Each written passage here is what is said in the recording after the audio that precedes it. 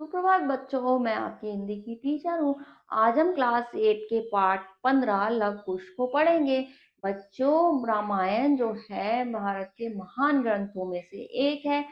में प्रभु राम जी जो हैं उनके पूरे व्यक्तित्व को लोग आज भी आदर्श मानते हैं, उनको आदर्श मानते हैं। ठीक है, वो एक ऐसा किरदार था। उन्हीं के जो बच्चे थे वो हैं लव कुश। उन्हीं की कहानी का एक छोटा सा अंश जो है आज आपको बताने का और वो दृश्य जो है आपको सुनाने का इस पाठ के जरिए, इस कहानी के जरिए प्रयास किया गया है। तो बच्चों, चलिए हम पाठ की शुरुआत करने से पहले जानकारी लेते हैं। चलिए शुरुआत करते हैं। रामायण भारत का ही नहीं, विश्व के महान ग्रंथों में सर्वश्रेष्ठ है। इसकी कथा भगवान राम के जीवन के आदर्श की प्रस्तुति करती है। भगवान राम के जीवन के आदर्श की प्रस्तुति इसकी कथा करती है और प्रस्तुत एकांकी उसी का एक भाग है। इसमें राम जी के पुत्रों लव कुशों के विषय में, लव कुश के विषय में क्या है बताया गया है।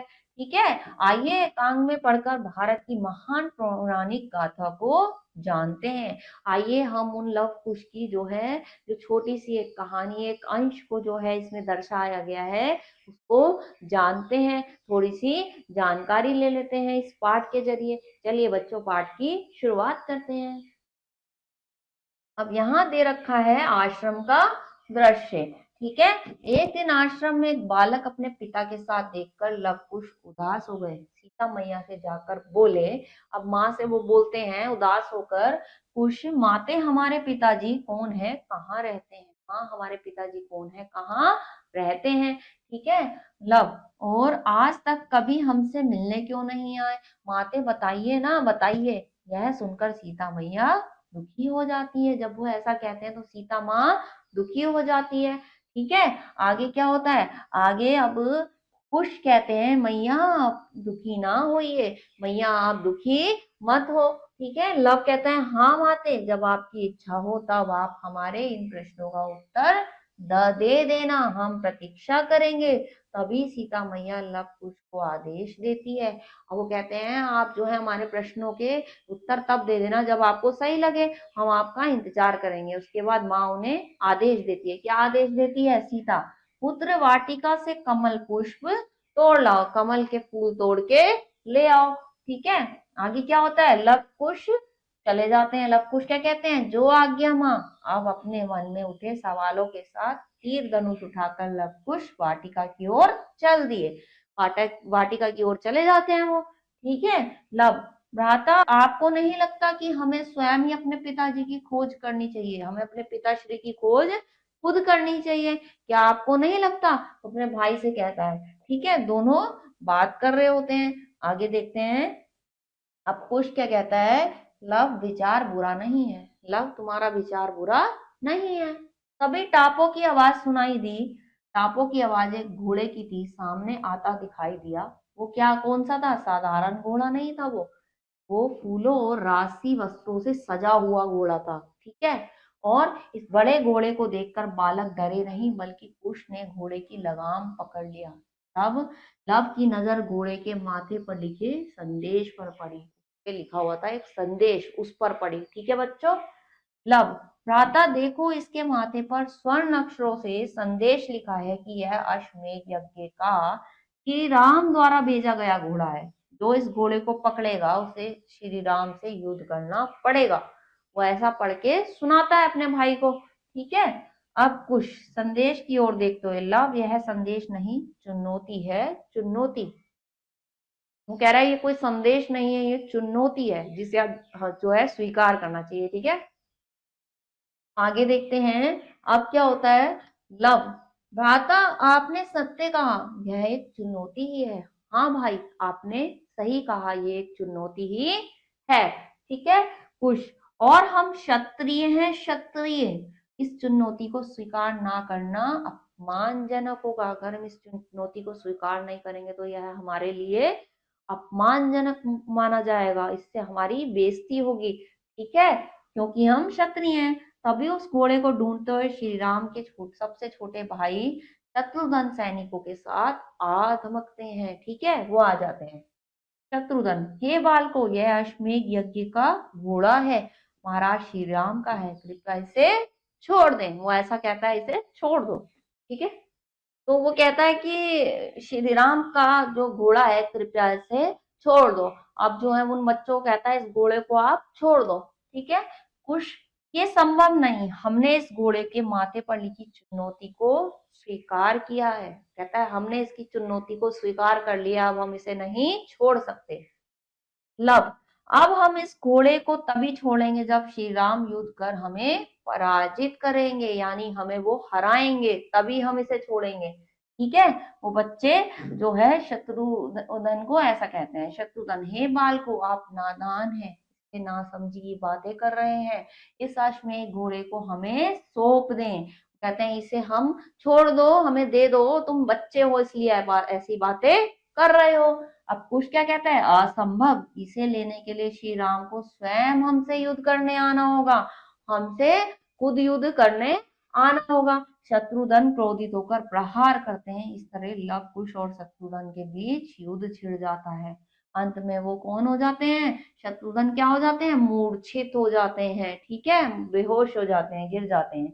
इसकी सूचना श्री राम के भ्राता भाई लक्ष्मण को मिलती है। अब किसको मिलती है, लक्ष्मण को इसकी जानकारी मिलती है। ठीक है, सैनिक महाराज की जय हो, अश्वमेध घोड़े को दो वनवासी बालकों ने पकड़ लिया है, सैनिक बताते हैं आगे। ठीक है, अब क्या होता है, आगे वो पूछते हैं कौन है, सुनकर लक्ष्मण जो है क्रोध में लव कुश की ओर प्रस्थान करते हैं, उनकी ओर चल देते हैं। अब लक्ष्मण चलते हैं, ठीक है, पहुंच जाते हैं।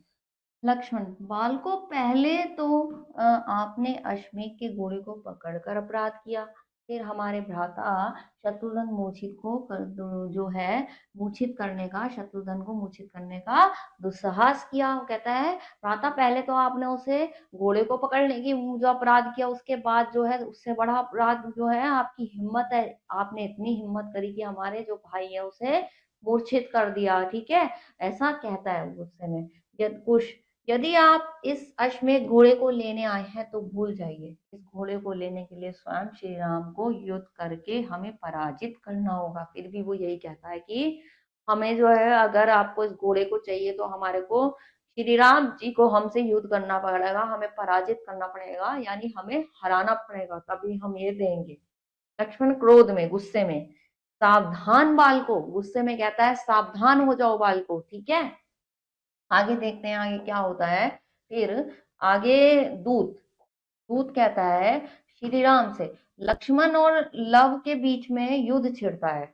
लक्ष्मण और जो वो है लव कुश, उनके बीच में युद्ध छिड़ता है, और अंत में लक्ष्मण भी मूर्छित होना पड़ता है। अंत में लक्ष्मण को भी मूर्छित होना पड़ता है, वो मूर्छित हो जाते हैं। ठीक है, फिर क्या होता है, दूत दूत श्री राम के पास आता है। दूत श्री राम के पास आता है, क्या कहता है, महाराज की जय, महाराज, दो बनवासी बालकों ने राजकुमार लक्ष्मण और शत्रुघ्न को मूर्छित कर दिया, वह अश्वमेध के घोड़े को लौटाने के लिए तैयार नहीं है। उसने कहा कि उन्होंने जो है, दोनों बालकों ने क्या करा, वनवासी बालकों ने श्री राम जो है उनके भाई को बता रहे हैं कि उनके भाई जो शत्रुघ्न है, श्री राम के भाई लक्ष्मण और शत्रुघ्न को, दोनों को मूर्छित कर दिया। तो वो उस बारे में श्री राम को बताते हैं। तो वो कहते हैं कि वो कह रहे हैं कि जब श्री राम खुद आके युद्ध करेंगे तभी हम उन्हें देंगे, ऐसा कहते हैं, बताते हैं। यह सुनकर श्री राम अचंभित व क्रोधित होते हैं, और वह स्वयं अश्वमेध के यज्ञ के घोड़ों को मुक्त कराने हेतु प्रस्थान के लिए तैयार ही होते हैं। तभी श्री राम के भ्राता भरत आ जाते हैं। कौन आते हैं, भाई भरत आते हैं। वो जाने के लिए तैयार ही होते हैं, तभी उनके भाई कौन आते हैं, भरत आते हैं। भरत, भ्राता श्री, भरत कहते हैं भाई जी, भैया जी, आपके अनुज भ्राता के रहते अब युद्ध के लिए जाएंगे। कहते हैं आपके जो भाई है उसके छोटे भाई के रहते हो आप युद्ध के लिए जाएंगे। भ्राता श्री, नहीं भ्राता श्री, आप मुझे युद्ध के लिए जाने की आज्ञा दीजिए, आप मुझे जाने की आज्ञा दीजिए। श्री राम, ठीक है, आपके साथ पवन पुत्र हनुमान भी जाएंगे, आपके साथ जो है हनुमान जो है वो भी जाएंगे। ठीक है, ऐसा कहते हैं। भरत, जो आज्ञा महाराज। अब बालक लव कुश के सामने रथ पर सवार हनुमान जी के साथ भरत खड़े हैं, ये चाहते हैं वहां लड़ने के लिए। ठीक है, कुश उन्हें देखकर, क्या आप ही हैं श्री राम? ऐसा कहता है, क्या आप ही श्री राम हैं? कुश कहता है। ठीक है। भरत, अब भरत क्या कहता है? भरत, नहीं, हम महाराज श्री के अनुज भ्राता भरत हैं। हम इस अश्वमेध यज्ञ के घोड़े को लेने आए हैं। हम राम जी तो नहीं हैं, हम जो है इस घोड़े को लेने आए हैं, ऐसा कहता है। ठीक है। आगे देखते हैं आगे क्या होता है। तो लव भरत से, पहले आप अपने दाएं बाएं के नजर घुमाएं, अपने दाएं बाएं की ओर नजर घुमाइए, और फिर ये आपके भ्राता लक्ष्मण शत्रुघ्न ही नहीं है ना? और इन्होंने इस घोड़े को लेने की हट की थी, परिणाम आपके। कहते पहले आप अपने दाएं बाएं देखो, ये आपके भाई ही है ना दोनों। इन्होंने भी इसी तरह आपकी तरह जिद की थी घोड़े को लेने की, लेकिन ये मूर्छित पड़े हैं, इनका हाल देख लीजिए, फिर हमसे युद्ध करिएगा। ठीक है। क्योंकि हमने कहा था कि श्री राम ही आएंगे, और इन्होंने फिर भी बात नहीं मानी थी, ऐसा समझाने की कोशिश करते हैं। ठीक है। आगे, खुश, अतः आप लौट जाइए, इस चुनौती के अनुसार महाराज श्री राम को हमें युद्ध में पराजित करना होगा, तभी यह घोड़ा आपको प्राप्त हो सकता है, अन्यथा भूल जाइए। कह रहे हैं इसमें जो चुनौती लिखी है उसके अनुसार भगवान राम को, प्रभु श्री राम को ही हमें हराना होगा। महाराज जो राम है वो आएंगे, वो युद्ध करेंगे, हमें पराजित करेंगे, तभी घोड़ा ले जा सकते हैं, वरना आप इसे भूल जाइए। ठीक है। इन बालकों की बातों को सुनकर पवन पुत्र हनुमान प्रसन्नचित होते हुए अपनी दूरदर्शी विद्या से देखते हैं कि ये बालक श्री राम सीता मैया के पुत्र हैं। यानी हनुमान जी जान जाते हैं ये बच्चे कौन है, कोई और नहीं है बल्कि प्रभु राम के ही पुत्र हैं, और वो खुश होने लगते हैं उनको देखकर। ठीक है। फिर क्या होता है? हनुमान, बालको, आपको पहले इस पवन पुत्र हनुमान से युद्ध करना होगा। वो कहते हैं आपको पहले इस हनुमान से युद्ध करना होगा। ठीक है। ऐसा कहते हैं कुश, हम क्षत्रिय हैं, युद्ध से नहीं भागते, सावधान हो जाइए हनुमान जी। वो कहते हैं आप सावधान हो जाओ, हम नहीं डरते युद्ध से, हम क्षत्रिय हैं। ठीक है। ऐसा कहते हैं, भागते नहीं है युद्ध से। लव कुश हनुमान जी पर प्रहार करते हैं, लेकिन वे जानबूझकर अपनी शक्ति का प्रयोग नहीं करते और स्वयं बंदी बन जाते हैं, क्योंकि उन्हें एहसास हो गया था कि ये बालक कौन है, श्री राम के ही पुत्र है, इसलिए वो जानबूझकर प्रहार नहीं करते हैं। ठीक है। कुश भरत से, अब आप युद्ध के लिए सावधान हो जाइए। अब भरत से कहते हैं आप सावधान हो जाओ। भरत और लव कुश के बीच युद्ध होता है, जिसमें लव कुश भरत को भी मूर्छित कर देते हैं, भरत को भी मूर्छित कर देते हैं वो अब। ठीक है। आगे देखते हैं अब कौन आएगा। अब जो है केवल भगवान राम ही आ सकते हैं। कुश, लब, भूख लग रही है। कुश कहता है लब, भूख लग रही है। ठीक है। लब, थैले से कुछ निकालते हुए, कुछ निकालते हैं थैले से, ये रहे फल, लेकिन भ्राता हनुमान जी को भी भूख लगी होगी ना? कहते हैं लेकिन हनुमान जी भाई को भी भूख लगी होगी ना, ऐसा कहते हैं। ठीक है। कुश, हनुमान जी आप भी फल खाइए, हमारी माता कहती है कि एक प्राणी हमारे सामने भूखा हो तो हमें भोजन करें, यह मानवता के लिए विरुद्ध है। हमारी माँ कहती है कि कोई भी व्यक्ति हमारे सामने भूखा हो और हम भोजन करें तो यह गलत है, मानवता के विरुद्ध है। ठीक है। ऐसा कहते हैं। हनुमान, लेकिन मेरे हाथ तो बंधे हैं। कहते हैं मेरे हाथ तो बंधे हुए हैं, मैं कैसे खाऊं? ऐसा कहते हैं हनुमान जी। ठीक है। अब कुश क्या कहता है? ठीक है, हम आपके हाथ खोल देते हैं, लेकिन आपको वचन देना होगा, आप खुले हाथों का प्रयोग सिर्फ भोजन के लिए ही करेंगे। आपको हमें वचन देना होगा, इन हाथों का प्रयोग आप केवल खाना खाने के लिए ही करेंगे। ठीक है। ऐसा कहते हैं। तो हनुमान जी कहते हैं, हनुमान, मैं वचन देता हूँ, मैं वचन देता हूँ। लव, भ्राता हनुमान जी हाथ खुलते ही भाग गए तो? कहते हैं भाई हनुमान जी, आप हाथ खुलते ही कहीं भाग गए तो फिर हम क्या करेंगे? ऐसा कहते हैं। कुछ नहीं लव, ये वीर योद्धा पवन पुत्र हनुमान है, और वीर पुरुष कायरता को नहीं अपनाते। कहते हैं नहीं, ये वीर है, वीर पुरुष जो होते हैं वो कायर नहीं है, भागते नहीं है, ऐसा कहता है, इसलिए ये भागेंगे नहीं। तो बालक हनुमान जी के हाथ खोलते ही है, उधर से स्वयं श्री राम रथ पर सवार होकर आते हैं, और वहां खड़े हनुमान जी को देखकर वह आश्चर्यचकित कह उठते हैं, और वह हनुमान जी को देखकर आश्चर्यचकित हो जाते हैं, और क्या कहते हैं देखते हैं। श्री राम, पवन पुत्र हनुमान, इन बालकों ने हमारे भ्राता सैनिकों को मूर्छित कर दिया है। आप मौन धारण कर खड़े हैं, इन आंखों पर विश्वास नहीं होता हूँ। कह रहे हैं मुझे विश्वास नहीं हो रहा, आपके सामने मेरे भाई मूर्छित पड़े हैं और आप फिर भी खड़े हुए हो मौन धारण करके। ऐसा कहते हैं राम जी। ठीक है, आगे देखते हैं क्या होता है। हनुमान, महाराज मैं इन बालकों को का बंदी हूँ और मैंने इन्हें वचन दिया है कि खुले हाथों का प्रयोग सिर्फ किसके लिए करूंगा, भोजन के लिए करूंगा। मुझे क्षमा करे महाराज। महाराज जो है इन्होंने मुझे बंदी बना लिया है और मैंने इन्हें वचन दिया है कि मैं केवल इनका हाथों का प्रयोग भोजन के लिए करूंगा, इसलिए मेरे हाथ खोले हैं, इसलिए अब मैं कुछ भी नहीं कर सकता। ठीक है, मजबूर हूँ। श्री राम, बाल को अपने आपने हमारे अश्वमेध यज्ञ के घोड़े को पकड़ने का अपराध किया है। आपने हमारे घोड़े को पकड़ने का अपराध किया है, ऐसा कहते हैं लव। महाराज हमने कोई अपराध नहीं किया, हमने तो सिर्फ इस घोड़े पर लिखी चुनौती को स्वीकार किया है। हमने जो इस घोड़े पे चुनौती लिखी है उसे स्वीकार किया है। बच्चे कहते हैं बोल। ठीक है, लव कहता है खुश, हम आपकी सेना और भ्राता को हानि पहुंचाना नहीं चाहते, हम तो स्वयं आपसे युद्ध कर इस चुनौती का उत्तर देना चाहते थे, लेकिन आपके भ्राता ने हमसे युद्ध करने को के लिए विवश किया। हम नहीं करना चाहते थे आपकी सेना से युद्ध, हमने तो केवल ये सोचा था कि आपकी चुनौती को स्वीकार करेंगे और आपको पराजित कर देंगे, या जैसे भी होगा वो करेंगे, लेकिन आपकी सेना या आपके भाई ने खुद ही हमसे युद्ध करने पे हमें विवश कर दिया। ठीक है, मजबूर कर दिया, वरना हम करना नहीं चाहते थे। ठीक है, ऐसा जवाब देते हैं वो। आगे देखते हैं क्या होता है। श्री राम, आप साहसी वीर बालक हैं, आप पर प्रहार करने का हृदय नहीं कर रहा, अतः आप शांति पूर्वक हमारा अश्वमेध घोड़ा लौटा दें।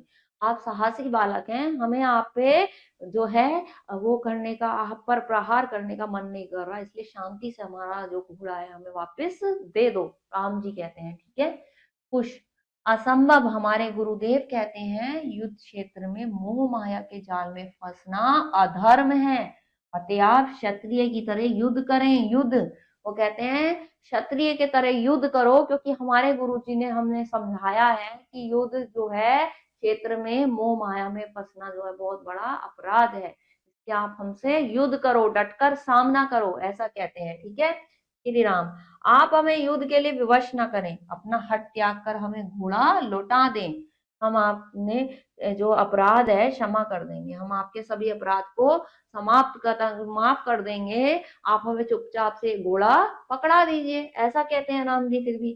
ठीक है, आगे देखते हैं लव।